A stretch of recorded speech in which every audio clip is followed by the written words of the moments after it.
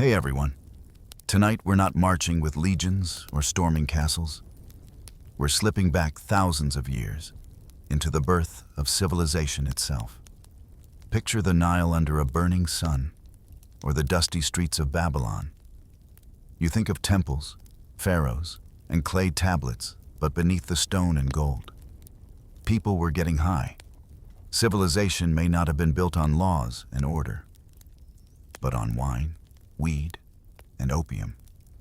Imagine an Egyptian priest grinding cannabis with honey for a sacred remedy, or a Sumerian mother silencing her baby with a drop of opium, the happy plant. Picture blue lotus flowers steeped in wine, passed around during festivals that were less holy than they were euphoric. This isn't the clean history you learned in school. This is a junkie's map of the ancient world. If exploring the hidden vices of the past excites you, hit like and subscribe, and in the comments, tell me which ancient drug would you dare to try.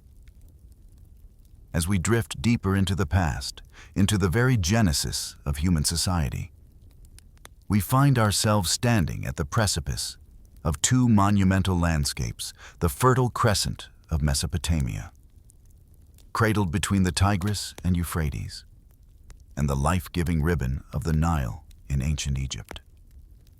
These lands, bathed in the warmth of an eternal sun, are hailed as the birthplaces of civilization, where the first seeds of human ingenuity were sown. We are taught to envision the grand, the noble, the precise art of agriculture, transforming wild grains into sustained sustenance, the meticulous planning of permanent settlements, rising as mud brick cities, the measured wisdom of laws etched into stone, the transcendent beauty of art, adorning temples and tombs. These are the cornerstones, the solid bedrock upon which our modern world was supposedly built. But what if, beneath this widely accepted foundation, there lay another, perhaps more intoxicating layer? What if the very fabric of these early societies was woven not just with practical advancements, but also with something far more mind-altering? You might expect that after the profound discovery of farming, the ability to feed multitudes, the next great leap would have been in mathematics, astronomy, or the sophisticated engineering that allowed pyramids to touch the sky.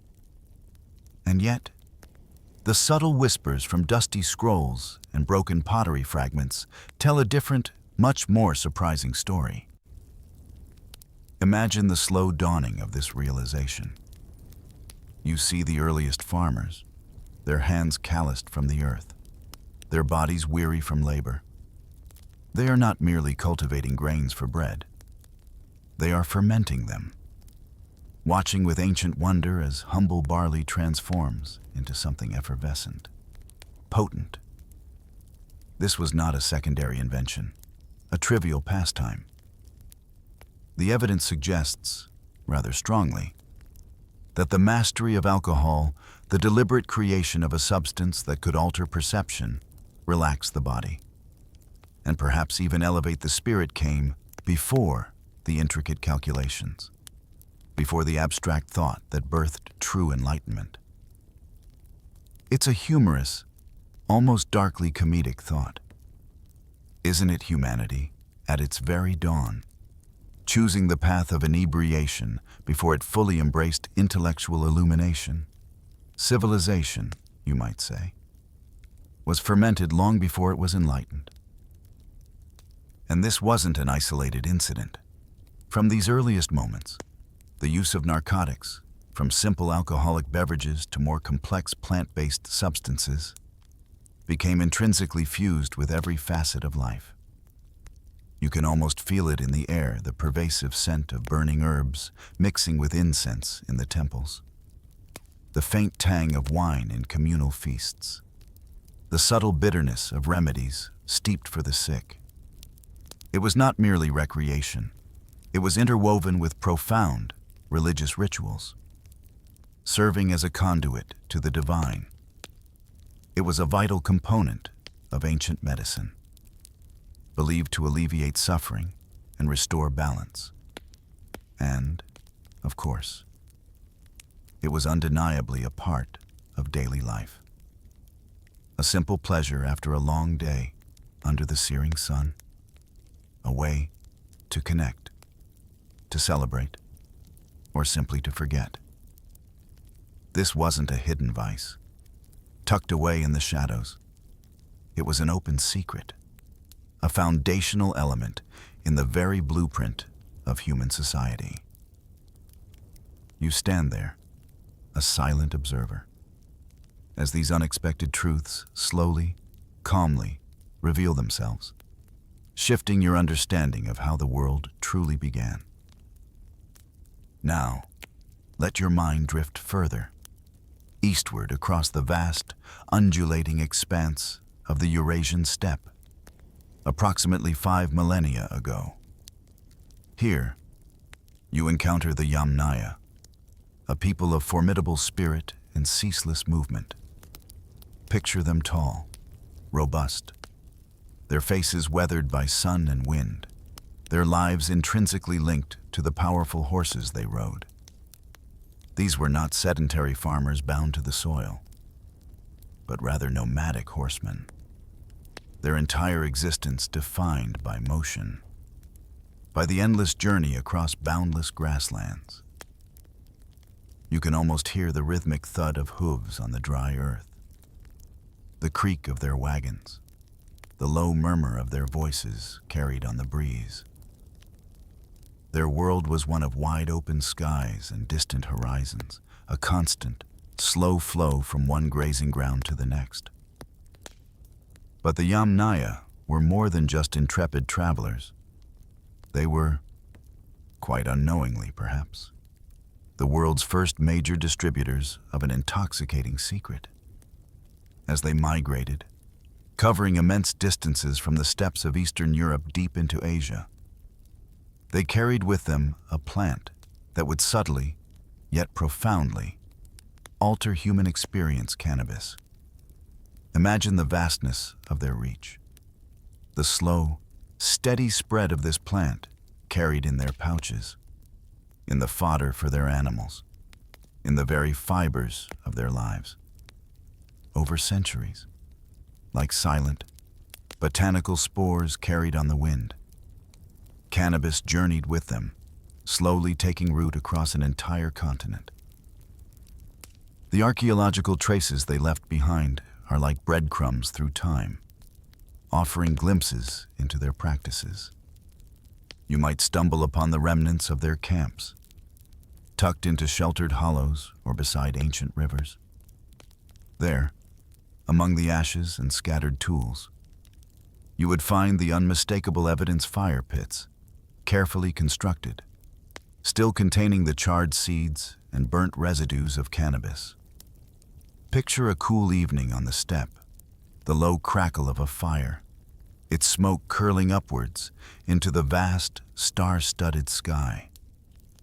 Around this fire, Yamnaya warriors, shamans, and families would gather, perhaps inhaling the fragrant smoke, experiencing the gentle shift in perception that the plant offered. It was, in a sense, their communal ritual, their quiet moment of communion under the vastness of the heavens. They were, in a way, the original cultivators and connoisseurs, unwittingly laying the groundwork for a global phenomenon. Yet, as you delve deeper, a more unsettling truth emerges about these ancient nomads. The Yamnaya were not merely passive travelers or genial purveyors of plants. Their expansion was often forceful, their encounters with existing populations marked by conflict. Consider their arrival in Britain, an island already inhabited by the descendants of those who had meticulously arranged the massive stones of Stonehenge. You can almost hear the clash of cultures, the inevitable friction between a settled, agrarian society and a nomadic, horse-riding people. The archaeological record, though often silent on the direct sounds of battle, tells a stark story. The arrival of the Yamnaya coincided with the displacement, and in many cases, the outright eradication of the indigenous populations. It's a sobering thought, isn't it, that these same individuals, the world's first OG dope dealers, spreading a plant that brought relaxation and altered states, were also capable of such brutal acts of conquest. They were not just traffickers of a plant. They were, in a very real and often violent sense, the architects of profound demographic change, leaving behind a legacy both botanical and bloody. The winds of the steppe carried their secrets, both intoxicating and grim, across a slowly changing world. As you gently pivot from the expansive steppes to the meticulous work of modern archaeology, you might encounter a peculiar resistance, a quiet skepticism from certain corners of academia. Imagine the dusty archives, the hushed lecture halls, where conservative scholars, perhaps preferring a tidy, ordered narrative of the past, often put forth a rather pragmatic explanation for the widespread discovery of cannabis. Oh, that hemp, they might declare with a dismissive wave of the hand. It was solely for rope, strong fibers, perfect for binding, for weaving, for utilitarian purposes. And for a time, this explanation might have satisfied a desire for a serious past, a history devoid of anything so frivolous as altering one's state of mind. But as you look closer, as you sift through the layers of excavated earth, through the fragments of ancient lives, the evidence begins to scream otherwise. It whispers of a more complex truth, a history far more vibrant and, frankly, far higher than many academics were comfortable admitting. You can almost hear the sarcastic chuckle echo through the ages.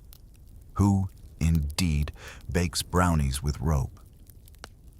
The very idea seems absurd in its simplicity, a clear attempt to sidestep a more uncomfortable, yet undeniably human, reality. Picture the diligent archaeologists, their hands caked with ancient soil, unearthing delicate pottery shards. They meticulously clean them, examine them under specialized lights, and send them to laboratories for analysis. And what do these analyses reveal? Traces of cannabis, not merely fibers, but the telltale chemical signatures of the plant's psychoactive compounds. You might visualize ancient hearths, where the ashes still hold microscopic remnants of cannabis seeds, clearly indicating that the plant was being burned, consumed, inhaled. There are vessels, intricately decorated, found with residues that speak of something more than mere storage. It's as if history itself is winking at us, subtly revealing its intoxicating secrets. The academic preference for a serious past, one where our ancestors were sober, industrious, and purely rational beings, feels almost quaint in the face of such overwhelming evidence. It's a desire for a clean, uncomplicated narrative, perhaps reflecting our own modern anxieties about such substances. But the past, as it turns out, was far more boisterous, far more adventurous in its pursuits of altered states. Our ancestors, far from being perpetually clear-headed, were often embracing euphoria, seeking solace, or pursuing spiritual enlightenment through means we've often chosen to overlook. The profound twist, then, is this civilization wasn't built by strictly sober minds. It wasn't forged in a perpetual state of clarity and absolute reason. No, the very foundations of human society, the ingenuity that sparked innovation, the creativity that birthed art, the communal bonds that formed cities, were often experienced, interpreted, and perhaps even fueled by altered perceptions. Civilization, you come to understand, wasn't just sober and industrious. It was, quite often, stoned. It's a quiet revolution in your understanding.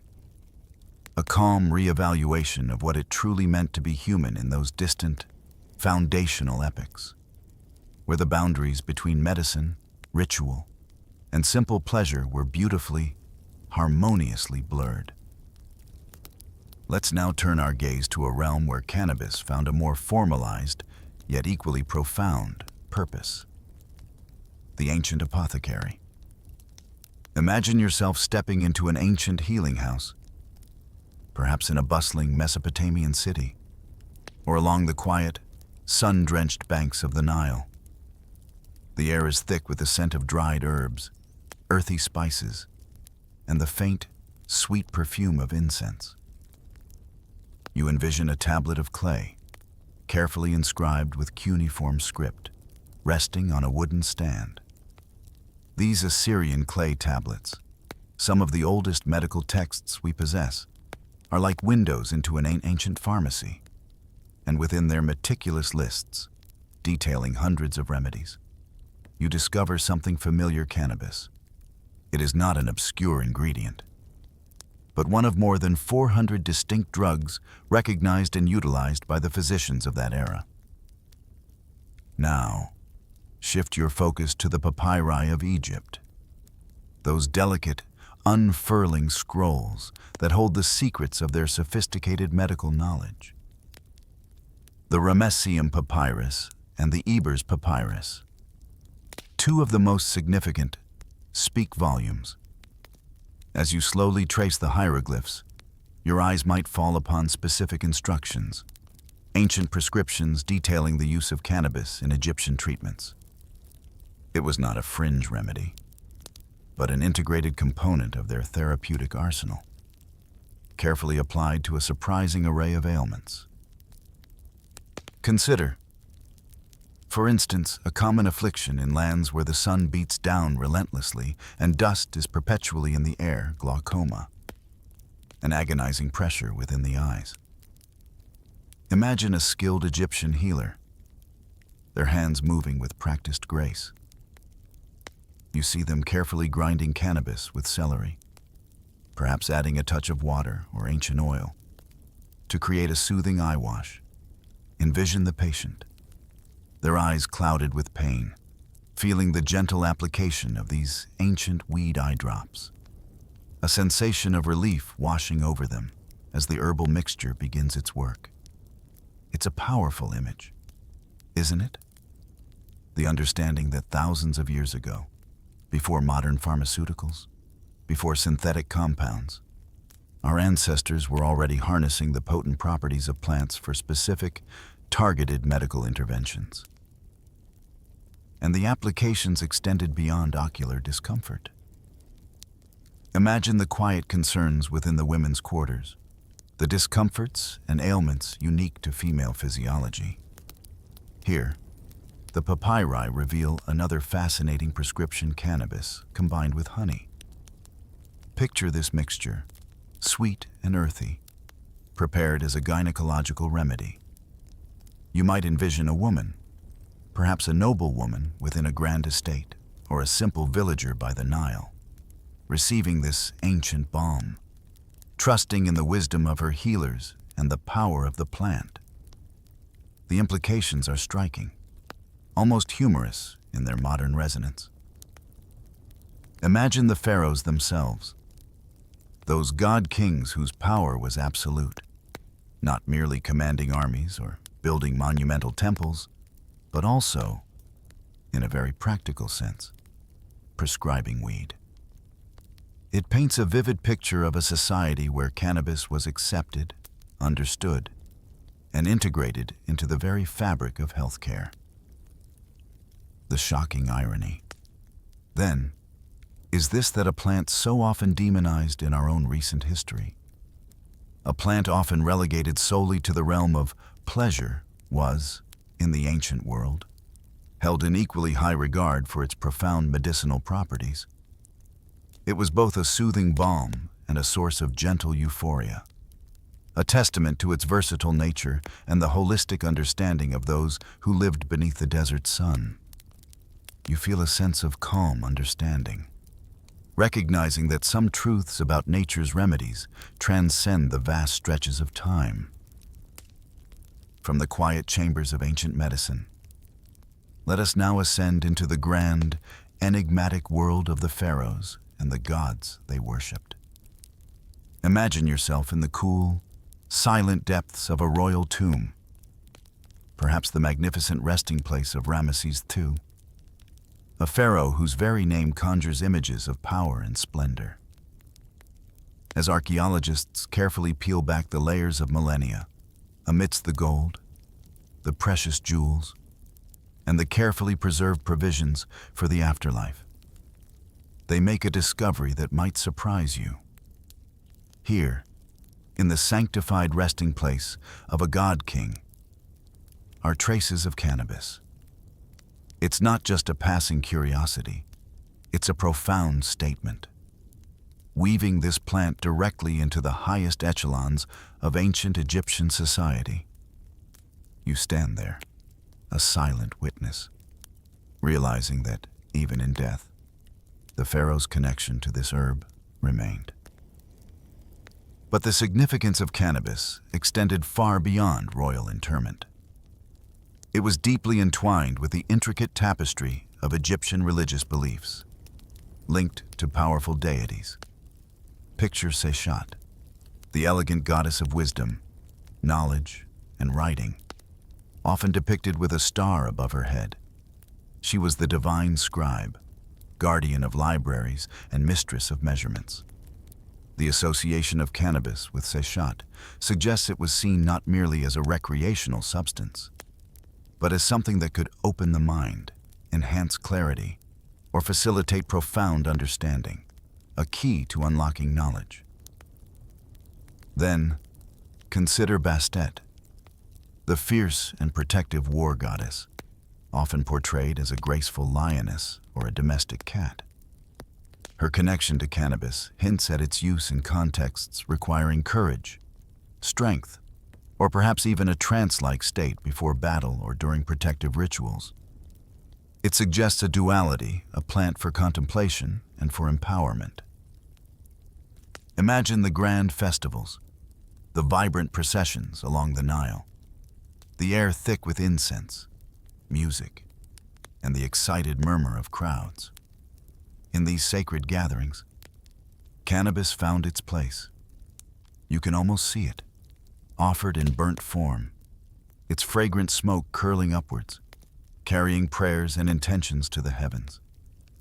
It was used in intricate rituals, designed to honor the gods, to ensure the fertility of the land, or to mark significant celestial events.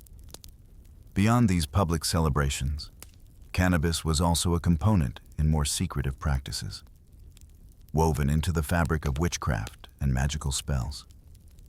You might envision a quiet hut, far from the city's din, where a practitioner carefully grinds the herb, murmuring incantations, believing its essence could influence events or reveal hidden truths. The beauty of this ancient perspective is its seamless integration. Cannabis was not neatly compartmentalized into separate categories, as we often do today. The line between medicine, ritual, and recreation was wonderfully, harmoniously blurred. A substance used for healing could also be a tool for divine communion, and simultaneously, a source of communal joy. It's a powerful lesson in holism, isn't it? The same plant that eased an eye ailment could also be part of a ceremony to honor a goddess, and later, ignite laughter and merriment during a celebration.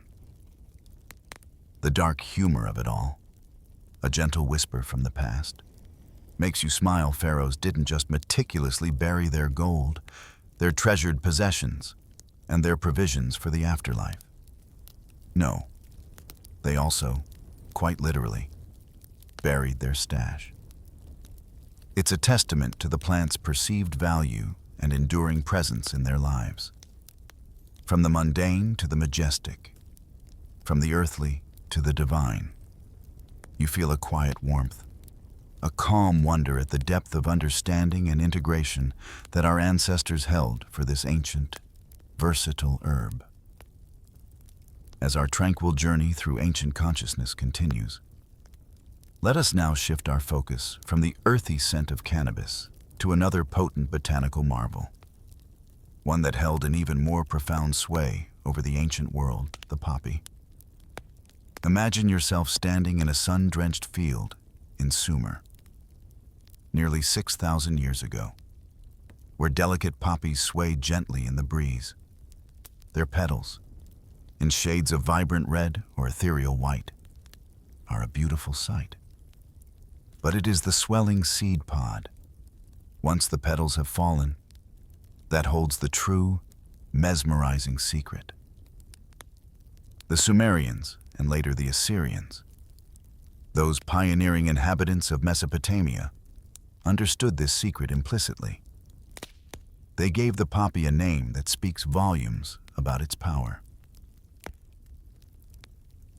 Hulgil. It's a poetic and deeply insightful designation, for it translates simply to the happy plant. You can almost hear the soft cadence of those words, spoken by ancient lips, conveying both wonder and appreciation for the plant's remarkable properties. It wasn't just a plant, it was a source of profound solace and altered joy. Picture an ancient scribe, perhaps 4,000 to 3,000 BCE, seated at a low table, meticulously incising cuneiform script onto a wet clay tablet. These tablets, now unearthed and deciphered, are like living archives, describing the careful process of collecting opium sap. You can almost see the practiced hand of a poppy harvester, moving through the fields at dawn, making shallow incisions into the green, unripe seed pods. As the morning sun warms the air, a milky white latex oozes out, slowly drying into a sticky, brown resin. This precious substance, carefully scraped off and collected, was the raw opium. It was a laborious process, requiring patience and skill, a ritual in itself that yielded a treasure beyond gold for its profound effects. The archaeological record further solidifies opium's pervasive presence. Imagine the quiet dignity of Egyptian tombs, those carefully sealed chambers designed to safeguard the eternal journey of the deceased. Within these sacred spaces, amidst grave goods and personal effects, archaeologists have discovered jars, their surfaces still holding the subtle residues of opium. It's a testament to its value, suggesting that this potent substance was considered important enough to accompany the dead into the afterlife, perhaps to ease their transition or to bring them eternal happiness. Like cannabis, opium was not narrowly defined. It was revered as a panacea, a universal remedy that transcended categories. It was a powerful medicine, believed to alleviate all manner of pain and suffering, from headaches to more serious ailments. It was intrinsically woven into rituals, perhaps used by priests or shamans to induce trance states, to commune with the divine, or to facilitate prophetic visions. And, undeniably, it was a source of recreation, a way to experience euphoria, to escape the mundane, or simply to find a moment of peace. The dark humor in all of this, a gentle echo from antiquity, is that the happy plant sounds remarkably like the world's first advertising slogan for a drug.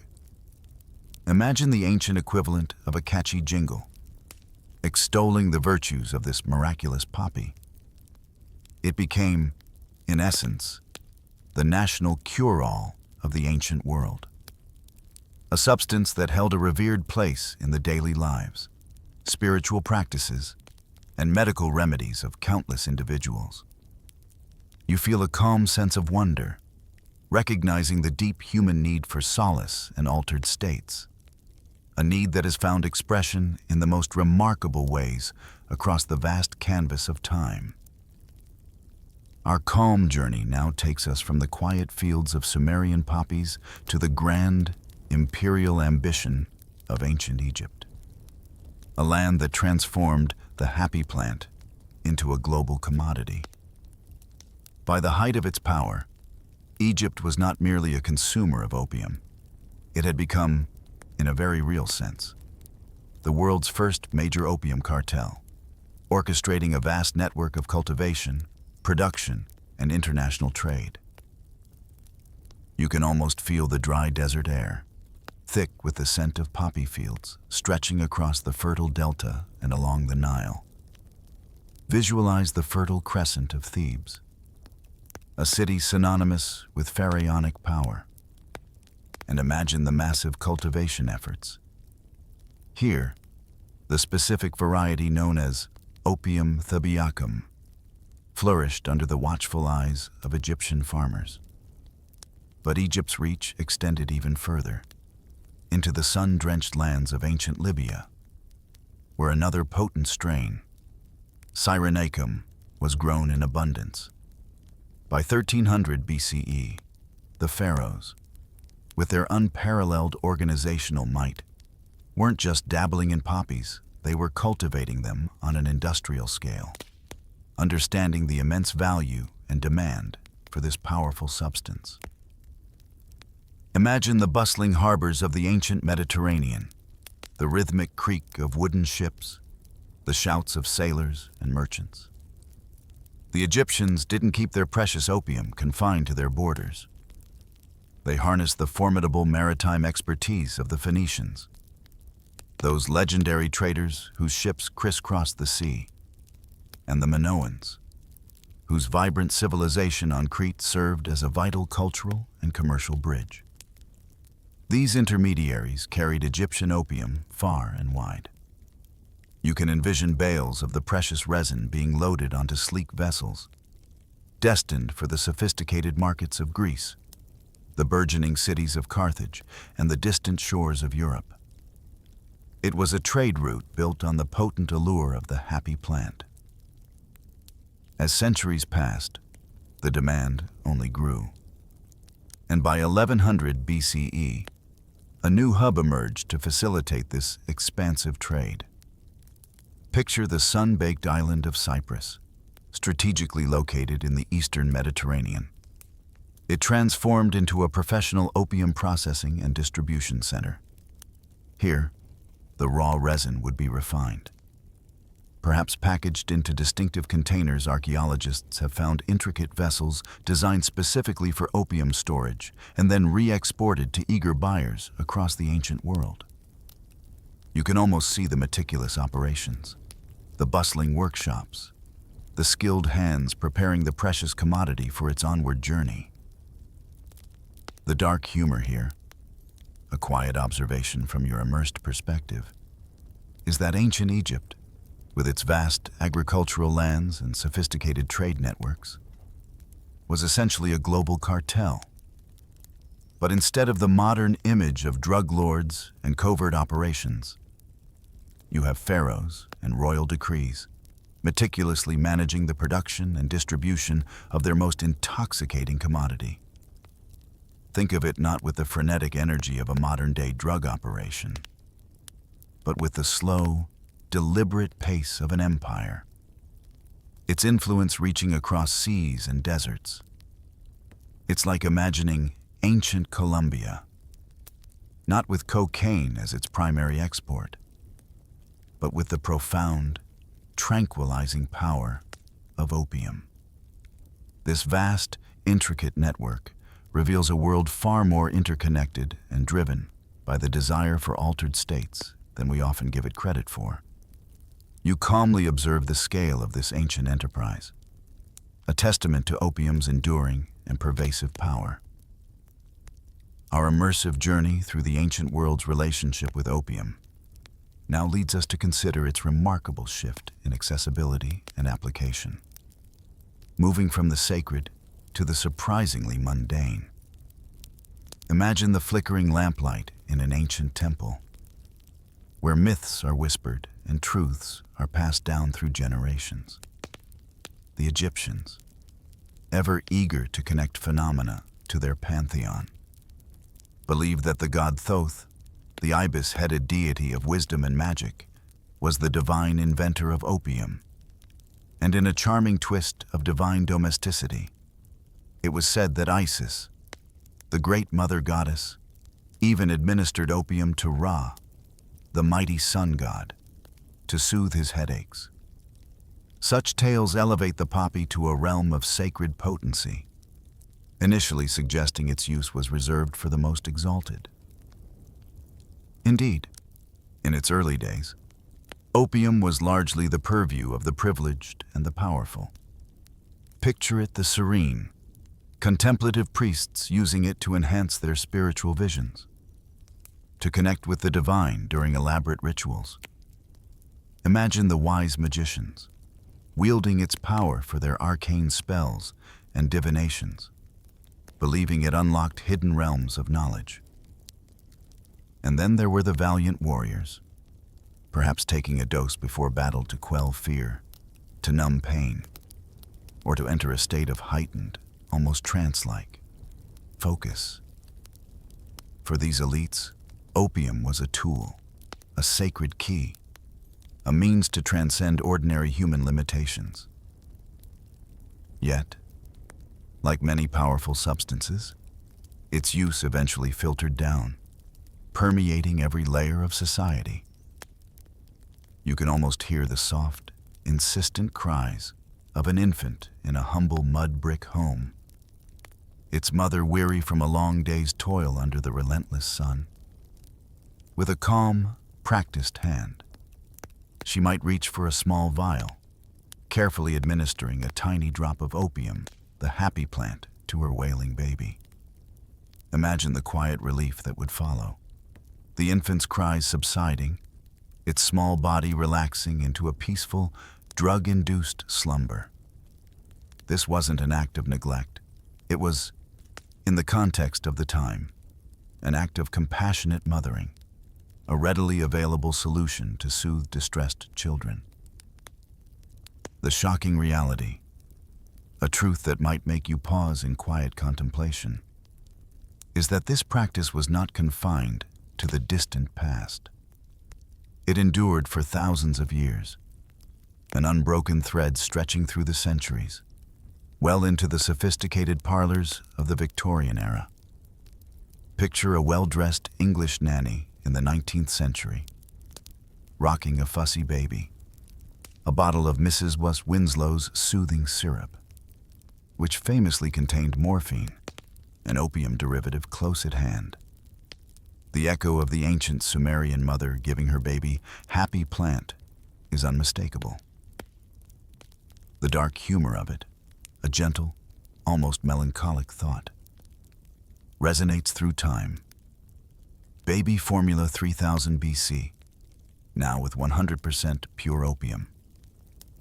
It's a stark reminder of the vastly different perspectives on what constitutes safe and acceptable child-rearing practices across different epochs. The modern comparison, though thankfully free of opiates, might invite a soft chuckle. It's not so different. Perhaps right? From parents today giving their children iPads to keep them quiet during a long journey, a different kind of pacification for a different kind of age. You find yourself calmly reflecting on the enduring human desire to quiet distress, a desire that is manifested in such fascinating and sometimes unsettling ways throughout history. As our tranquil journey through the intoxicating past unfolds, let us immerse ourselves in the vibrant hues and fragrant allure of another ancient marvel, the blue lotus. Picture yourself drifting along the calm, sun-dappled waters of the Nile, where these sacred blue lilies, also known as Nymphaea caerulea, bloomed in profusion, their exquisite petals, a deep, ethereal blue, opened with the morning sun and gracefully closed at dusk, embodying a cycle of rebirth and mystery. You can almost smell their delicate, intoxicating perfume, mingling with the earthy scent of the river. But the blue lotus was far more than a beautiful flower. It held a profound secret, one that the ancient Egyptians eagerly unlocked. Imagine the meticulous hands of a preparer, carefully steeping the fresh or dried blue lotus flowers in jars of wine. This wasn't just a casual addition. It was a deliberate alchemical process. The alcohol in the wine would extract the psychoactive alkaloids from the lotus, creating a potent elixir designed to uplift the spirit and alter perception. You can almost taste the rich, earthy wine, infused with the subtle, floral notes of the lotus, as it was poured into delicate cups. This infused wine was consumed during a myriad of occasions, deeply woven into the fabric of Egyptian life. Picture the grand, elaborate rituals, conducted under the watchful eyes of priests and priestesses, where the blue lotus wine would be shared to facilitate spiritual communion. Imagine the joyous festivals, vibrant with music and dance, where the elixir flowed freely, enhancing the communal experience. And then, consider the more intimate settings, the private celebrations, perhaps even those with a distinctly sexual undertone, where the blue lotus was believed to act as a powerful aphrodisiac, enhancing pleasure and connection. The effects of this ancient beverage were well documented and highly sought after. You might envision a calm wave washing over you, a gentle euphoria, a profound sense of relaxation that eased the tensions of the day. The blue lotus was also known to boost blood flow, contributing to a feeling of warmth and vitality throughout the body. Its aphrodisiac qualities were highly prized, believed to enhance desire and intensify physical intimacy. It offered a unique blend of mental and physical stimulation, a gentle awakening of the senses. Beyond its physical effects, the blue lotus held deep symbolic meaning. As you delve into the ancient texts, you find it mentioned in the revered Book of the Dead, a collection of spells and prayers guiding the deceased through the underworld. Here, the lotus is depicted as a symbol of creation, rebirth, and the sun itself, emerging from the primordial waters each day. Its intoxicating properties were therefore not seen as mere recreation, but as a path to spiritual enlightenment, a way to mimic the divine cycles of renewal. The dark humor, a gentle chuckle from the heart of antiquity, might suggest that these ancient Egyptian religious festivals were, in essence, the world's first rave parties. Picture the vibrant colors, the rhythmic drumming, the dancing figures, their minds gently elevated by the blue lotus wine, connecting on a deeper, more ecstatic level. It was, in a sense, their own unique blend of ecstasy and Viagra, a single botanical marvel capable of inducing both profound euphoria and heightened physical sensation. You feel a calm appreciation for the ingenuity of our ancestors, who understood how to harness the subtle powers of nature to enrich their lives, from the sacred to the sensual.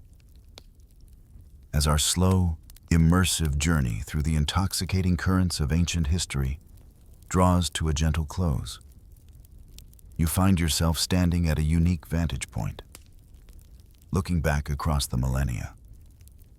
The calm understanding that has settled within you is profound ancient Egypt and Mesopotamia.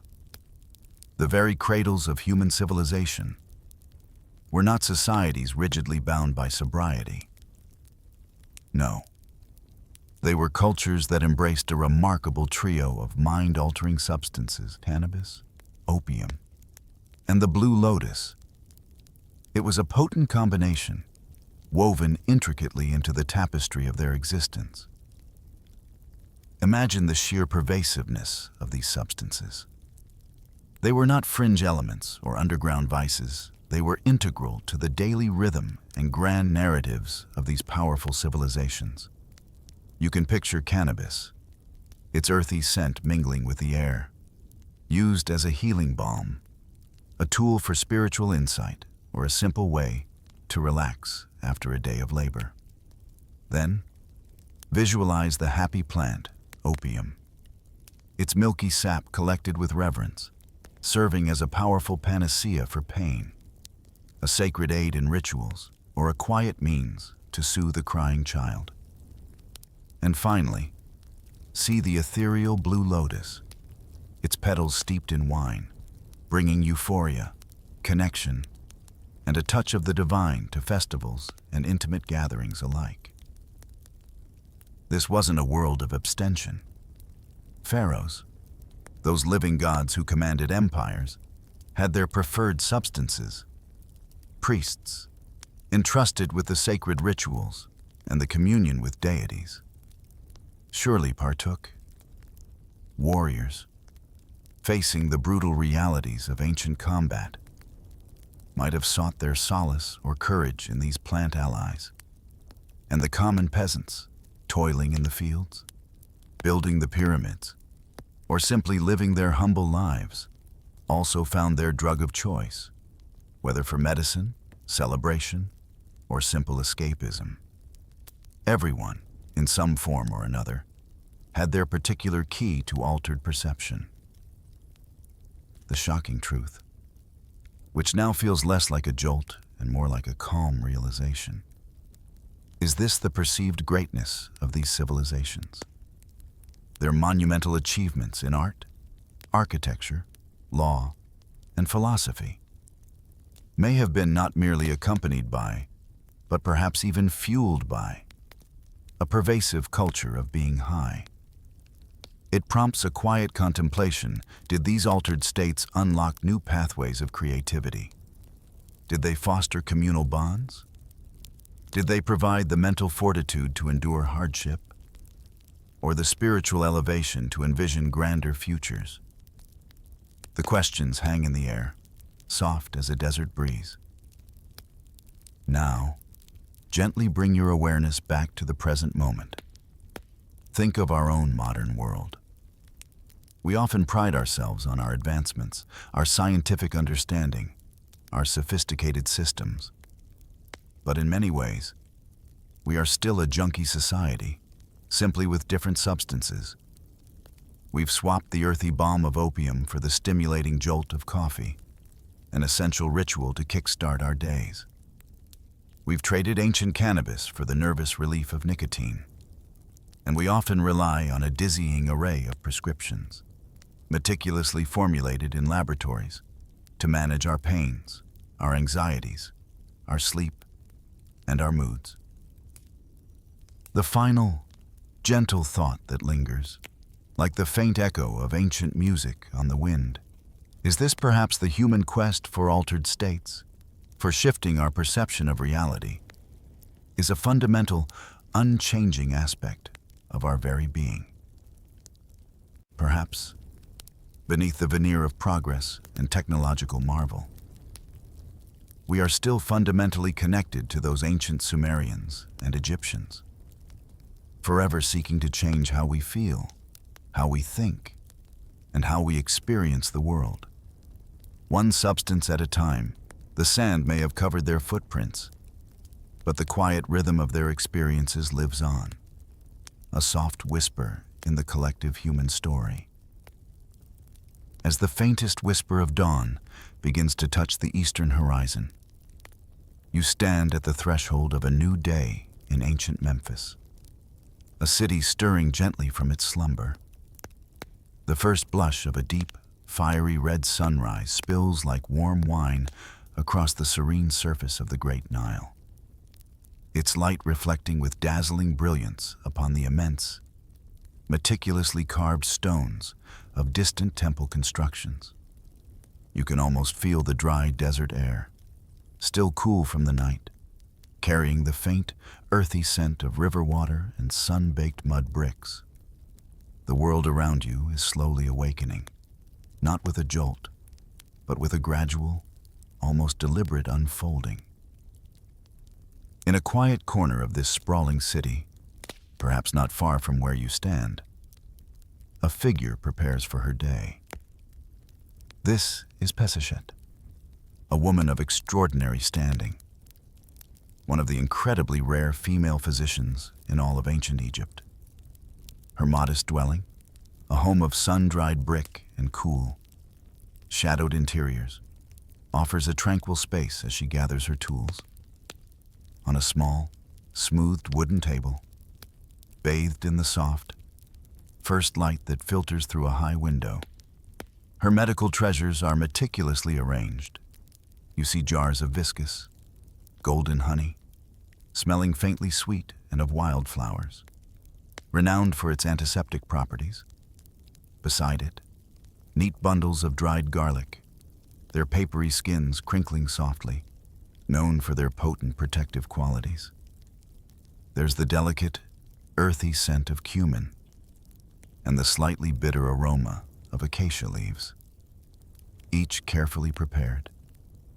A small alabaster flask holds precious cedar oil, its deep, woody scent believed to hold both healing and purifying powers. These are not merely ingredients, they are the very essence of ancient medicine, a blend of observation, tradition, and profound reverence for nature's gifts. In the distance, a low hum begins to rise, the indistinct voices of workers already making their way to the colossal building sites, their daily toil commencing even before the sun clears the horizon. Soon, the rhythmic thud of ceremonial drums will carry on the morning breeze, a steady pulse marking the passage of time and the beginning of official activities. It is a subtle soundtrack to a day that promises to be filled with both the ordinary and the extraordinary. Pesachet is more than just a maswan, a physician, a healer of bodies. She is also a guardian of knowledge, a keeper of the secrets held within the hallowed halls of the pharaohs, the house of life. Here, in this sacred institution, ancient wisdom is preserved, studied, and expanded upon. You can sense her quiet determination, her deep connection to the rich tapestry of life and learning that defines her world. And so, a new day, born amidst the rising heat of the desert and the soft, whispered prayers of the people, begins its inexorable march forward. The gentle morning calm, though vibrant, is abruptly shattered. A sharp, piercing cry, agonizing and raw, rips through the air from the direction of the nearby construction site. It's a sound that makes the hairs on the back of your neck tingle, pulling you instantly from your contemplative state. You picture the chaotic scene, immense stone blocks being hoisted, dust thick in the air, the rhythmic grunts of the laborers, and then the sickening reality: a worker has fallen, his arm twisted and horribly broken beneath a tumbling stone. The sudden silence that follows the scream is almost more deafening than the cry itself. A collective gasp from the men witnessing the accident. Pesachet, her movements swift and purposeful, without a moment's hesitation, is already running towards the sound. You observe her focus, her innate composure.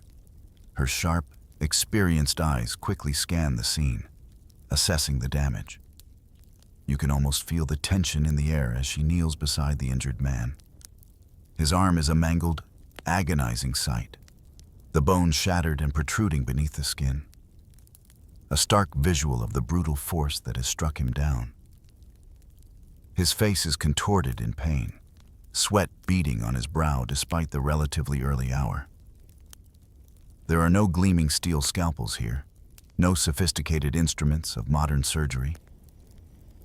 There is no potent anesthetic to dull the searing pain. Only the sheer, raw reality of the injury and the limited, yet profoundly effective tools of her ancient craft. In her hands, You see simple yet essential items, clean strips of linen bandages, carefully prepared splints of smooth, strong wood, and her own deeply experienced, skilled hands. These hands, you realize, are her most vital instruments, imbued with years of practiced knowledge and an almost innate understanding of the human form.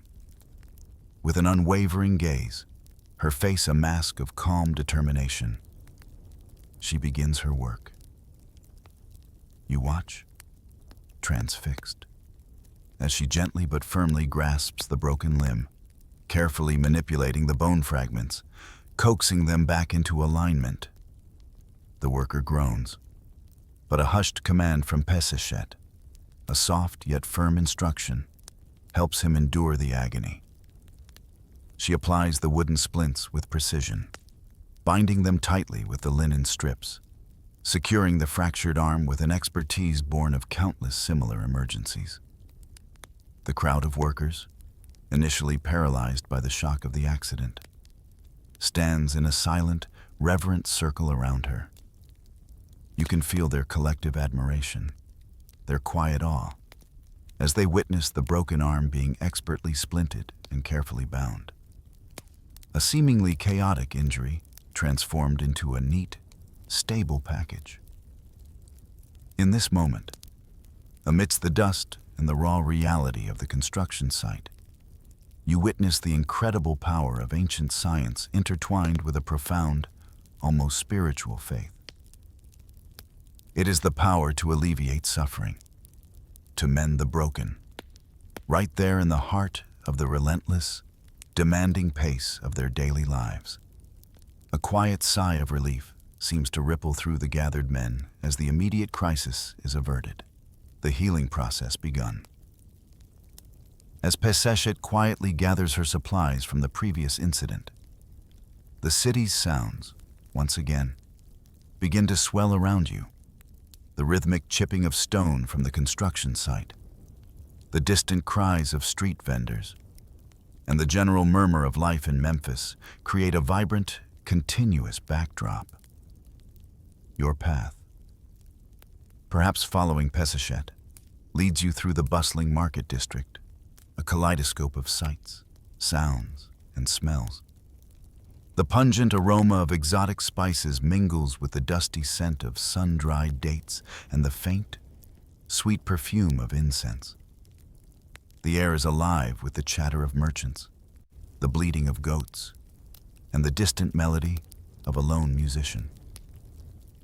Suddenly, the clamor of the market is pierced by a new, more desperate sound, a woman's frantic shriek. Your attention is immediately drawn to her as she rushes forward, her face etched with terror, clutching a small child to her chest. The boy, you notice with a jolt, is limp and appears to be turning a disturbing shade of bluish purple.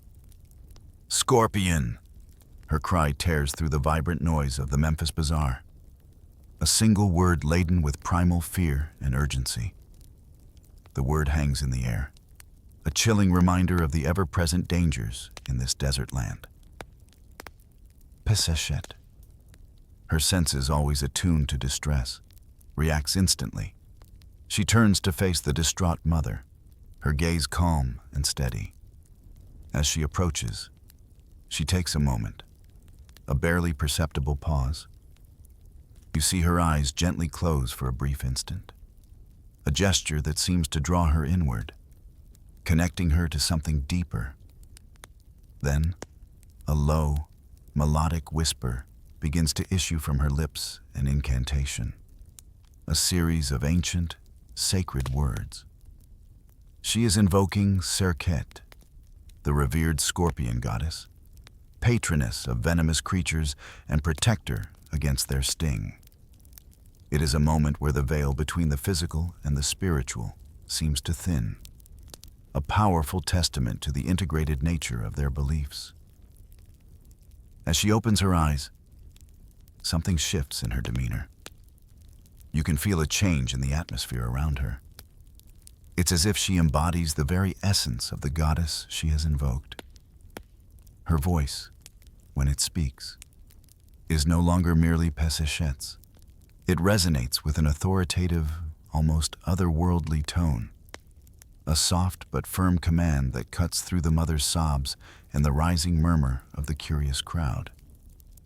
It is a voice of ancient power, a protective injunction against the venom. With practiced ease, she draws a small, sharp bronze knife, not a surgical tool in the modern sense, but a ritual blade, a quick, precise incision, barely a scratch, is made near the sting site.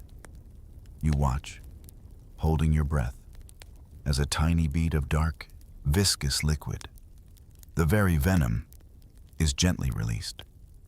In that singular moment, you witness the seamless fusion of ancient medicine and profound magic, transforming a desperate situation into a ritual of survival. The boy, his small body suddenly relaxing, takes a deep, gasping breath. The bluish tint on his skin begins to recede, replaced by a more natural flush. His mother, her heart overflowing with relief and gratitude, collapses to her knees, offering a silent, fervent prayer. Pesichet, with her usual quiet efficiency, simply collects her tools, her gaze already fixed on the path ahead, knowing that the long day and its myriad challenges is far from over. The immediate crisis of the scorpion sting now receding into the hum of the market. The mother, still trembling slightly from her terrifying ordeal, approaches Pesichet with a more private, hopeful question. Her eyes, still glistening with recent tears, now hold a flicker of gentle anticipation. "Tell me, esteemed healer," she whispers, her voice soft and deferential, "am I with child? Do I carry a new life within me?" It's a question as old as humanity itself, a blend of profound hope and quiet anxiety. Pesichet, a faint, reassuring smile gracing her lips, responds with an understanding nod. This is a common query, steeped in ancient wisdom and practical observation. She leads the woman to a quieter spot, perhaps a shaded corner of a nearby courtyard, where they can speak without the clamor of the marketplace. Here, she unveils an age-old method, a simple yet revered test for pregnancy. Before you, she carefully takes 2 small, shallow pots, perhaps made of sun-baked clay, into one. She sows a handful of barley seeds, their small, elongated forms nestled gently into the earth. Into the other, she places delicate wheat grains, softer and rounder. Then, with a quiet solemnity, she instructs the woman to provide her own urine, which Pesichet then carefully pours over the seeds, watering them with this most personal fluid. The wisdom of the ancients dictates a period of patient waiting. You can almost feel the anticipation, the quiet hope suspended in the air. If the seeds germinate, if life indeed sprouts from the earth, then life has already begun its wondrous journey within the woman's womb. It's a beautiful, symbolic connection between the earth's fertility and the fertility of the human body. But the test offers even more profound insights. If the barley seeds are the first to sprout, unfurling their tender green shoots towards the sun, then the child growing within will be a boy, a son to carry on the family name. If, however, it is the wheat that first awakens, then a girl, a daughter, is destined to grace their lives. It is a simple, yet profoundly significant ritual, intertwining the natural world with human destiny. Beyond this botanical divination, Pesichet gently reminds the mother of the deeper spiritual connection, guiding her to offer heartfelt prayers and petitions to Hathor, the benevolent goddess of motherhood, fertility, and childbirth. It is through Hathor's grace and divine influence that the journey of pregnancy and the miracle of birth are ultimately blessed and completed. For the people of ancient Egypt, life and death were not opposing forces, but intimately intertwined aspects of a continuous cycle, like the endless flow of the Nile. And the physician, like Pesichet, stood as a fragile yet vital bridge between these two profound worlds, guiding souls into existence and easing their passage from it. You can sense her quiet reverence for this delicate balance, her role as a custodian of life's most precious beginnings. The day continues its slow, sun-drenched progression, and as the afternoon begins to gently mature, your journey with Pesichet leads you towards a place of immense power and profound reverence. Finally, towering before you, the imposing yet sacred gates of the pharaohs, the house of life, come into view. This is no ordinary building. It is the very heart of intellectual and religious life in ancient Egypt. A sprawling complex where knowledge is nurtured and divine wisdom is contemplated. The air here feels different, almost charged with the quiet intensity of scholarship and spiritual devotion. Stepping through the grand entrance, you are immediately enveloped by an atmosphere both sacred and, for a moment, almost overwhelming. Inside, the space is alive with a quiet, industrious energy. You see a multitude of individuals robed priests with serious countenances, earnest young scribes meticulously copying texts, and fellow physicians, much like Pesichet, engaged in study and discussion. They move through the vast halls, their soft sandals barely disturbing the dust on the stone floors. Everywhere you look, long, unfurled scrolls of papyrus lie scattered across sturdy wooden tables, or are carefully rolled and stacked in niches along the walls, appearing like an endless, ancient sea of written wisdom. The air carries the faint, sweet scent of old papyrus, mingled with the earthy aroma of ink and perhaps the subtle fragrance of cedar from the wooden chests. As Pesichet navigates the bustling corridors, her path inevitably crosses with that of Isesi, a high-ranking priest known for his formidable arrogance and his powerful title as a royal guardian. He is a man accustomed to deference, embodying the patriarchal structures of their society. You observe his reaction, a cold, almost imperceptible nod of acknowledgement towards Pesichet, his gaze lingering with a barely veiled air of dismissal. This subtle gesture, you understand, is a stark reflection of the rigid and often harsh gender discrimination that pervaded their world, where a woman's authority, even one as skilled as Pesichet, was frequently undermined or overlooked by men of his standing. But Pesichet, with her characteristic composure, remains unperturbed. Her focus is unwavering. You can feel her inner strength, her quiet conviction that such superficial distinctions are ultimately meaningless. For her, the true power lies not in titles or gender, but in the acquisition and application of knowledge. She understands that true influence stems from insight, from the ability to heal, and from the deep understanding of the mysteries of the human body and the natural world. The atmosphere within these hallowed walls, you realize, is a fascinating paradox, simultaneously spiritual and profound, yet at times also stifling and restrictive, particularly for those who dare to challenge established norms. It is a place where every carefully inscribed hieroglyph, every learned text, holds the potential to determine the fate of individuals, to shape the destiny of a civilization, and to transmit wisdom across the vast expanse of time.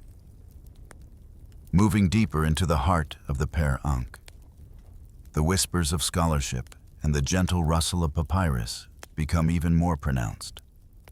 Your gaze settles upon a quiet corner where, bathed in the soft, diffused light filtering from a high window, Peseshet's son, Akhethetep, is diligently at work. He sits with intense concentration, his young brow furrowed, his fingers deftly guiding a reed pen across a sheet of papyrus. He is meticulously copying ancient hieroglyphic characters, each stroke a testament to patience and precision. You can hear the faint, rhythmic scratch of his pen, a soothing sound that speaks of dedication and the slow, deliberate pace of learning. You realize, as you watch this scene unfold, that the practice of medicine in ancient Egypt was often a hereditary profession, a legacy passed down through the generations like a precious heirloom. In Peseshet's family, this tradition flows like the Nile itself from her respected grandfather, whose wisdom undoubtedly shaped her own path, to Peseshet herself, and now to her son. Akhethetep is not merely copying texts. He is inheriting centuries of knowledge, becoming a living link in a venerable chain. For many young girls in this society, the path to such a prestigious and learned profession was largely closed, a door firmly shut unless they possessed the extraordinary backing of a powerful and unconventional family. Peseshet, in her own pioneering existence, is not simply healing the sick. She is, through her very being and her tireless work, subtly but powerfully opening new pathways, forging opportunities for other women to step into the realm of knowledge and healing. She is a silent advocate, her life a living example of what is possible. Yet, despite her undeniable skill and the high regard in which she is held by many, the societal structures remain rigidly defined. You are aware that male physicians, often entrenched in their own established networks, are frequently supervised separately, sometimes refusing to acknowledge or even listen to the advice of female practitioners, regardless of their expertise. This stark reality underscores the challenges Peseshet faces daily, a continuous undercurrent of bias in an otherwise demanding and revered profession. The society around her, you acknowledge, is indeed harsh and resistant to change, steeped in traditions that favor men. However, the deep-rooted legacy of her family, their established reputation, and their unwavering support provide a solid foundation, allowing Peseshet to stand firm, a beacon of knowledge and healing in a world often slow to recognize a woman's profound capabilities. You sense her quiet resolve, a strength that emanates not from defiance, but from an unshakable belief in her own purpose and the power of knowledge itself. The soft, ambient hum of the Per Ankh shifts subtly as you follow Peseshet into a spacious, yet unadorned classroom. The air here is still, carrying the faint scent of clay and perhaps dried herbs.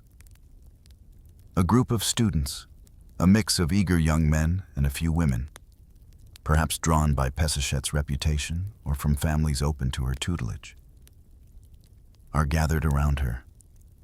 Their faces are alight with anticipation, their eyes fixed on her with an almost reverent attention, ready to absorb the wisdom she imparts. They are here to learn about Metu, the intricate and mysterious channels that the ancient Egyptians believed coursed through the human body. Peseshet begins her lesson, her voice calm and measured, yet imbued with a quiet authority.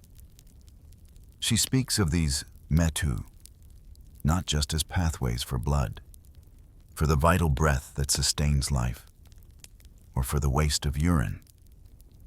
Her teaching delves deeper, explaining that these channels also served as conduits for the very spirit, for emotions, and even, sometimes, for malevolent influences or bad souls that could bring illness or distress. You watch, captivated, as her hands rise and move gracefully in the air, tracing invisible lines and curves.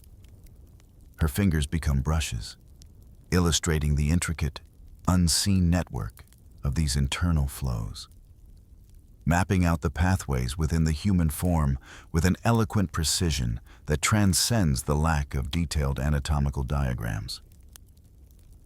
The students, utterly absorbed, lean forward, their reed pens scratching diligently across their papyrus scrolls. They are not merely taking notes. They are meticulously recording what they believe to be the profound secrets of life itself. The hidden mechanics that ensure the body's harmonious function. To them, this knowledge is not just scientific. It is sacred, a key to understanding the very essence of existence. You can sense their deep fascination, their unwavering belief in these invisible currents that govern health and well-being. In this quiet classroom, you witness the beautiful, complex intertwining of ancient medical understanding with deeply held spiritual and mystical beliefs. It is a system that is both empirical and metaphysical, a holistic approach to the body and soul. A full hour seems to melt away, absorbed by the richness of the lesson. Yet you know that the impact of Peseshet's teachings will resonate far beyond these walls.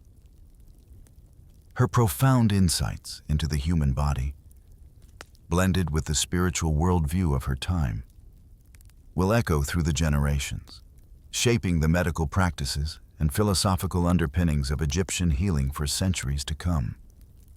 A testament to the enduring power of her quiet, scholarly whispers. As the gentle light of the afternoon begins to soften, casting long shadows across the Per Ankh, a somber quiet descends upon Peseshet and, by extension, upon you.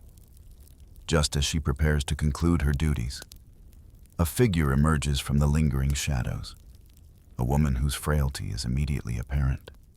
Her eyes, sunken and shadowed, hold a profound, aching despair that speaks volumes even before a single word is uttered.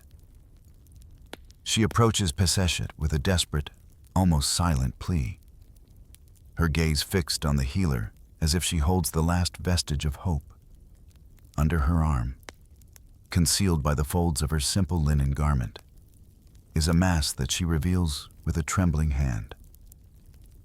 You see it a hard, unyielding lump, cold and unmoving like a stone beneath the skin. The sight of it sends a chill through you, a palpable sense of dread. Peseshet reaches out, her skilled fingers gently touching the hardened mass. You can almost feel the texture through her touch, the unyielding nature of it. In that moment, a pang of deep sorrow pierces her heart, a silent, internal lament. She knows, with a certainty that only years of experience and a profound understanding of human suffering can bestow, that this particular illness, this cold, unyielding growth, lies beyond the reach of her vast healing capabilities. It is a truth that hits with the weight of granite. She has consulted the ancient texts, those revered scrolls filled with generations of accumulated medical wisdom, meticulously copied and preserved in the house of life. And on this specific malady, the texts are unequivocally clear. Their pronouncements stark and heartbreaking, do nothing. There are no balms, no incantations, no surgical interventions that can stem its insidious advance. For Peseshet, a woman dedicated to life and healing, this is a profound moment of powerlessness. For the very first time, this skilled and compassionate physician, who has mended broken bones and vanquished venoms, must confront the brutal reality of her own limitations. She must accept the bitter truth of her inability to save a life, to alleviate this particular suffering. The boundary between life and death, usually a fluid concept in their spiritual world, suddenly becomes painfully, cruelly defined. It is a stark reminder of the ultimate fragility of human existence, a moment that leaves an indelible mark on the healer's spirit.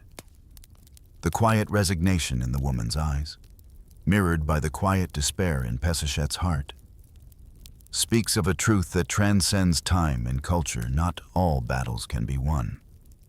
And sometimes, the deepest act of care is the acceptance of what cannot be changed. The silence that follows is heavy, laden with unspoken sorrow, a profound testament to the limits of even the greatest ancient wisdom. As the sun dips lower towards the western desert, casting long and purple shadows across the city, Pesachet finally steps out of the Père Ankh. The weighty silence of the House of Life seems to cling to her, and you feel the palpable heaviness in her heart.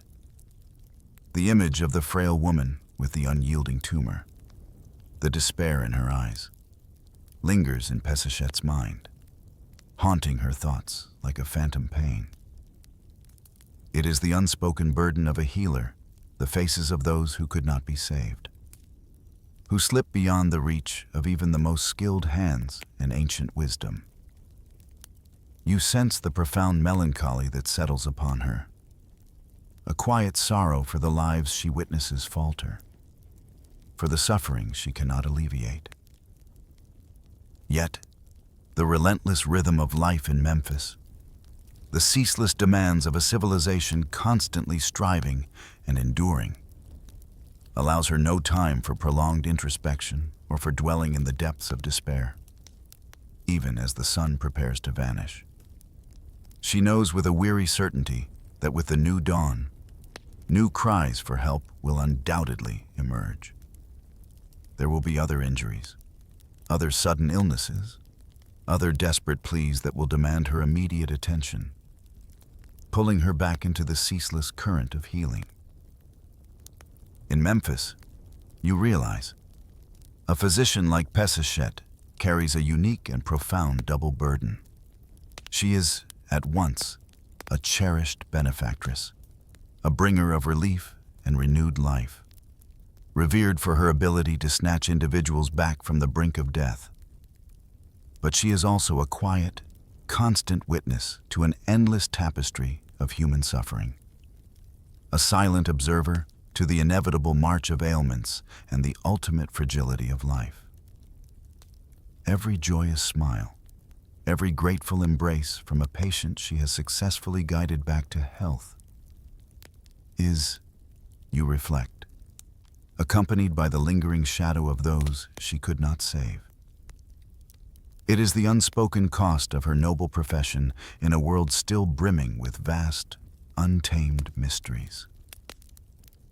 The quiet, reflective walk through the twilight streets of Memphis becomes a meditation on this profound truth. You perceive her as a figure of immense strength, yet also of deep, quiet vulnerability. She understands that this is the inherent price of her calling, the unyielding responsibility of being a healer in an ancient world where so much remained inexplicable, where the power of the gods and the harshness of fate often held sway over the most meticulous of medical practices. Her burden is heavy, but her resolve, you sense, remains unbroken, a testament to her profound commitment to alleviating human suffering. One day, one life at a time. The day, with its myriad challenges and quiet triumphs, now gently draws to a close. The western sky over Memphis is ablaze with the final, breathtaking hues of sunset, painting the ancient city in a magnificent palette of deep oranges, fiery reds, and soft purples. The majestic Nile, the timeless artery of this civilization, glistens and shimmers, reflecting the twilight's splendor like a river of liquid gold. You feel the air growing cooler, a welcome respite from the desert's daytime heat. and the sounds of the city gradually soften, easing into the hushed murmurs of evening. Peseshet, her long day finally concluded, seeks a moment of quiet solitude. You find her sitting on a weathered stone step near the riverbank, her gaze fixed upon the flowing waters. The rhythmic, gentle lapping of the Nile against the shore is a soothing balm, a constant presence that has witnessed countless sunrises and sunsets. She watches the current, understanding its profound rhythms. Her mind, though tired, is already looking ahead, for she knows that soon the annual inundation will begin. The great flood, a miraculous gift, will bring with it the life-giving silt that nourishes the fertile lands, ensuring the prosperity of Egypt. But Peseshet, with her physician's insight, also understands that the rising waters will usher in new challenges, bringing the potential for new diseases, fresh outbreaks that will test her skills and resilience anew. A deep sigh escapes her lips, a quiet acknowledgement of the endless cycle of life and labor that defines her existence. Despite the weariness that must undoubtedly weigh upon her bones, she slowly, deliberately, rises to her feet. You sense her profound inner strength, her unwavering commitment to her purpose. She is ready, not with a burst of energy, but with a quiet, enduring resolve for the inevitable demands of the coming days, for the ongoing ebb and flow of health and illness. To be a physician in ancient Egypt, she knows deeply, is far more than simply mending bones or curing fevers. It is a relentless, lifelong struggle against the very currents of fate, a constant dance between the fragility of human life and the vast, unyielding forces of nature and destiny. And as the last vestiges of daylight fade, and the first bright stars begin to prick the deep velvet canvas of the Egyptian night, you understand that Peseshet's extraordinary journey, this quiet, heroic battle waged between the realms of life and death, will continue. It is a story that echoes across the millennia, a testament to the enduring spirit of healing. Tomorrow, the sun will rise again over Memphis, and with it, the timeless work of Peseshet, the rare female healer, will resume, a quiet beacon of hope and knowledge in a world still full of ancient mysteries. May your own night be filled with the same tranquility and gentle reflection as the closing moments of her remarkable day.